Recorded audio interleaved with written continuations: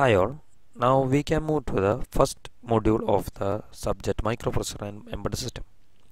So this is the outline of the module, introduction, then an internal architecture of the 8085, addressing modes, instruction set, etc. Some programs. This is the textbook we are using.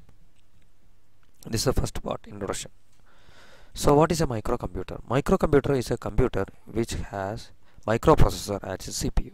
So all the systems, computers we are using nowadays, it all have microprocessors. i5, i3, i9, etc. all are microprocessors. So what is a microprocessor? It is a silicon chip which include ALU, register circuit and control circuit only. But what is a microcontroller? It is also a silicon chip which include CPU, RAM, ROM, input output ports, all are in a single package. You can see here RAM, ROM, input output ports, other items, all are in a single package. This single package is an important one. But in microprocessor, we need to connect externally the RAM, ROM, etc. So that's the main difference. So we can check the block diagram of the microprocessor microcontroller. This is the block diagram of the microprocessor, or we are calling it as a general purpose microprocessor, or the other name is CPU. We need to connect externally RAM, ROM, IO ports, timers, serial communication port, etc. We all need to connect these items externally to the microprocessor. That is, this is the microprocessor, and we need to connect RAM, ROM, etc. externally. But if you are checking the microcontroller, we can see all are in a single chip. That is RAM, ROM, IO, then IO ports, timers, serial communication port, all are inside one single chip. That's the main advantage of microcontroller. But there are some disadvantages for this also.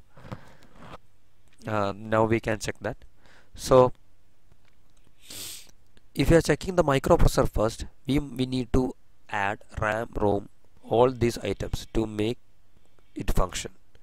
And this make the system bulkier, so it is a disadvantage. That means suppose if you are adding more RAMs, the system will be more bulkier, and also it must be more expensive. But the main advantage is here is there is a versatility of the amount of RAM, ROM, etc. That is, we can connect 32, 64 GB or 8 GB according to our need. But the system will be bulkier. That's the only problem. Then if you go to the microcontroller, in microcontroller the main disadvantage is there is only fixed amount of on-chip RAM and ROM. We cannot add more RAM or ROM to the system. Then all these items, it is limited. That means only fixed amount we can use.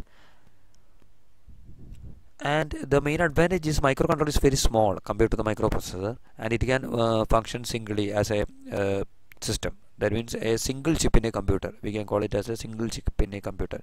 So most of all systems we are using now contains microcontrollers. For example, a scientific calculator, it has only a microcontroller.